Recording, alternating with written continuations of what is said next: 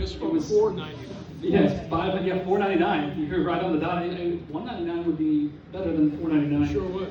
It's 6.65% increase that we saw on the residential taxes. And so, as I've said before, my top priority is addressing that commercial vacancy rate, because there's a lot that can be done. You're increasing a new revenue base without overburdening the current residential taxpayers. When I was knocking on doors, because they both mentioned they knocked on doors, I do knock on doors too. So when I was knocking on doors, I met a person named Kathy, and Kathy, she lives in Braddock District. She is a federal employee, and she talked about when her husband died 10 years ago, she was paying $2,000 in taxes.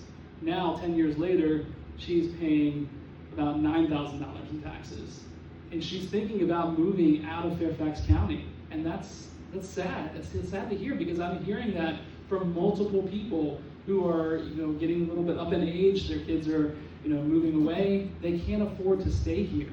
So we can't be overburdening all the residential taxpayers. We have to find ways to diversify the economy, and I think one of the best ways to do that is growing the tax base. So that way you're spurring the economy by getting people to come into the businesses that are getting established over there, as I've mentioned before.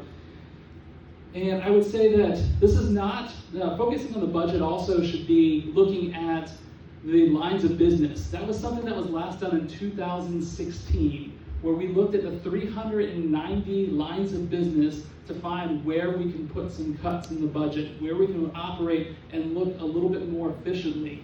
We've got Melanie Marin, who's also on the school board. She's calling for the Board of Supervisors and the school board to work more collaboratively together. And that is something that is starting to happen this year. And I'm very happy to see that, because we cannot rely on our taxpayer dollars. We have to look at lowering taxes as well as cutting funds, and really just making it affordable to live, work, play, and stay in Fairfax County. In the